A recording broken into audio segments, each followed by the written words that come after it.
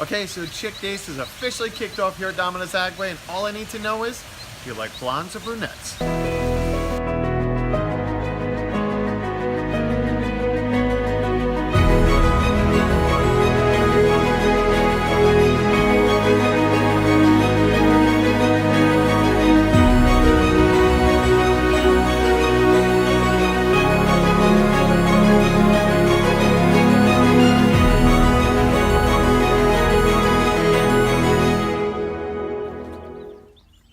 Okay, so spring is almost here, and the chicks are starting to come in. If you want to start a chicken hobby, it's a lot of fun. It's not complicated. There are a few basic necessities to keep them happy and healthy, but you really want to follow it, because when they come in and look like this, lots of people want to grab 2 or 3 and bring them home because they're cute. Well, these cute little chicks are going to get bigger, and then they're not as cute, and they are more work. But to start off with a successful setup, take a look at this case here. The priorities when you first get in chicks is water. They need constant water or they're going to dehydrate and they're going to die pretty quickly. One thing that we have found is that when we set up these simple waterers is we put some stones in there, because when they're crowding on top of each other, they could crumble, they could get wet, and if they get wet, they get cold. They're not ducks. They will get wet, and then they start to chill and go from there. On that note, you need some kind of lamp. A lot of times, this is just a traditional setup for a heat lamp, and we adjust the heights. As you can see right now, the chicks are all running all over the place. That tells me that they're plenty warm. What's going to happen is they're going to get close to the light. If they're huddling all in one spot right underneath the light, they're cold, and that lamp is not low enough.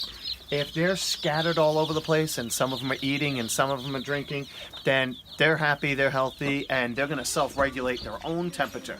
And so from there, you've got to think about the food. The next important thing, the 3 basic things, is water, heat, in that order, and then you start thinking about the food. If you really want to be having organic chickens, you're going to start them on organic food right from the start.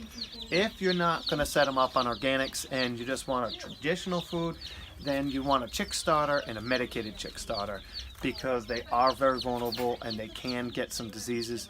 And so just starting them on a traditional chick starter with medication will help get them off to a good start. No, it's all right. Okay, so overall, having chickens is a fun hobby.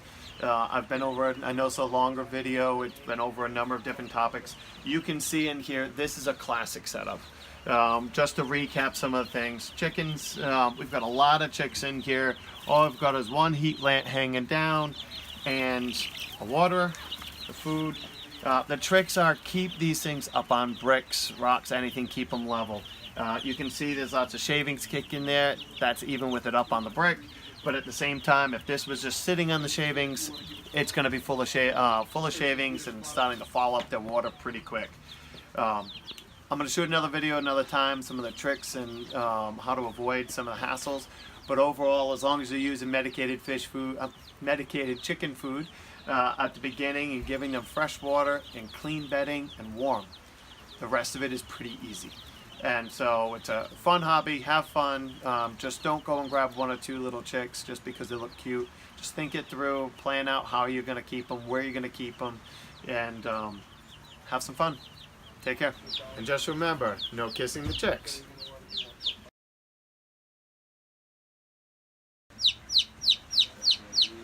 Okay, and the reason for not kissing the chicks is some chickens have been known to carry salmonella, especially when you're handling eggs. I've never heard of a case of anybody getting sick, but it is a known problem. So it's just good sanitation. After you've been playing with them, after you've been handling them, just go ahead and wash your hands and use the soap and water, and you'll be fine. Okay, so one of the challenges I've always found with the chickens, as long as you're keeping them warm and everything is going well, there's one kind of pitfall, it's a little dirty, to watch for. It's on their back end. Some breeds are just prone to getting their poop stuck on their butt. And it can, not only is another reason to wash your hands when you're done handling them, but at the same time that can get clogged. and actually plug the chick up. And we've had lots of chicks die over the years that just didn't get noticed, and that was the case. They just couldn't go to the bathroom. It started clogging and getting stuck in their fur and everything right there on the back ends. And it's not anything special to cure it. All it is just take a warm paper towel with warm water on it and soften it up and pull it out. One of the chicks that we have at home, I actually had to, every day we were coming out there and it was still back. So what we actually did was just take fine scissors and trim the feathers and trim the hair right around the butt, and now it's fine. They tend to outgrow it, but apparently some breeds are more prone to it than others. That being said, the only other things I do start to do, there's lots of probiotics and electrolytes and all these supplements that you can go crazy trying to do it. As long as you're feeding a quality food, it's not always a problem and it's not even necessary. But especially for the first month, I'm a big fan of feeding the probiotics. Actually, even some of the ones I'm using right now for the chicks, just mix in with the water. It's a simple, inexpensive, it's like $3 for a simple, inexpensive preventative. Their digestive system is young. They're not very mature and robust yet. By the time they hit a month, and I mean, you can see these are only a week old and the feathers are already forming. A month from now, this will actually just look like a regular chicken, maybe 6 weeks, just small. And so, but they're much more robust. The digestive system is up and running and they're healthy. But again, giving some electrolytes, giving some probiotics when they're little will help with things like this. But even this chick is perfectly healthy.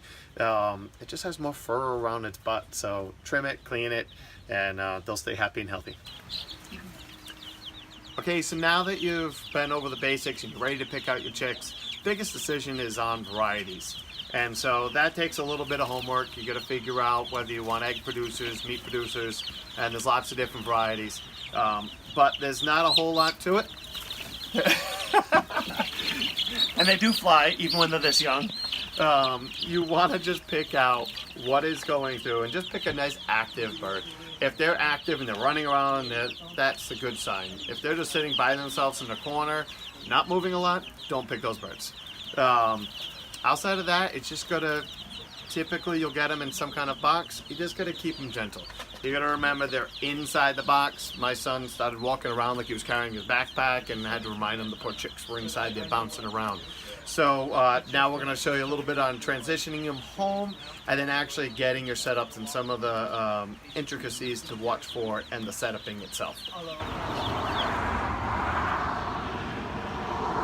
Okay, so the important part of this whole process is when you're bringing them home, remember they've been under those heat lamps. Typically they'll be in some kind of box. You want to keep them nice and warm on the way home to their new setup. And it's very important you're keeping these chicks nice and warm in the process.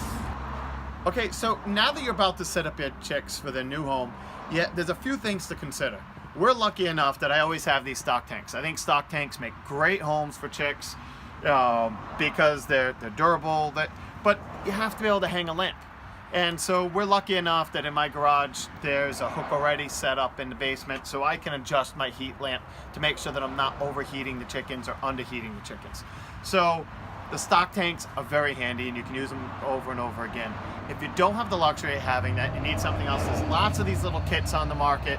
They're relatively inexpensive, they're simple in design, but the principle behind them is not only does this hook, that's where your lamp would hang, it's adjustable, so as you need to raise or lower the heat, it's adjustable. This will house maybe about 15 chicks for about a month or so.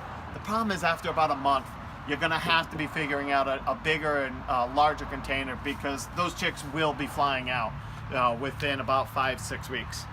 So as far as the housing, there's nothing special. You just need something durable, something that's not going to melt or catch fire, so please don't be using cardboard boxes or anything. A couple of the tricks that I've picked up along the way. Heat lamps. A lot of people use the regular white heat lamps.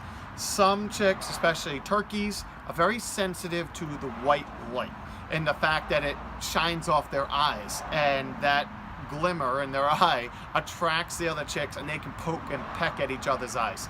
So a lot of people will use the red lamps, I find, for that purpose, to alleviate that. Also, if you notice in here with the water and the food, Another trick is cleanliness. You want to keep, I use shavings for everything, for bedding for the chickens. It's nice, it's inexpensive, it's easy to clean. But you want to keep them up off the ground. And so you notice in this, our food, our water is up, so it's at head level. They can get up there, they can eat it, but they're always kicking around the shavings and pecking on the ground. So when they're kicking the shavings around, it's not filling their water or junking up their food, because I've done that multiple times over the years, and you end up just always having a mess. They start drinking dirty water and eating dirty food, and they're sensitive. Their digestive system is very sensitive at this time of year. One last thing to consider, there's lots of these on the market. Chicks, especially if you're going organic, the traditional foods are medicated, so it helps the digestive system. Chicks are very vulnerable to digestive upset. They can clog their bums and get sick and die from that. So some kind of probiotic is very beneficial to their digestive health. And so that's it. It's a lot of fun. It's a simple setup. Get creative. There's no right or wrong way. You just really want to pay attention to your heat lamp, raise or lower it based on what they're telling you. And as they get bigger and their feathers form and they get more crowded in, you're going to constantly need to be able to adjust those lamps. So just pay attention to the chickens. If they're crowding together, it's time to raise the heater. You need to lower the lamp. If they're always huddling at the opposite side of the crate and they're as far away from the heat as you can get, it's time to raise that heat lamp to cool them off. You can get as pretty complicated as having thermostats in there and trying to get the ideal temperatures. Way too complicated for me. I just watch their behavior and adjust accordingly. Hope that helps. Thanks a lot.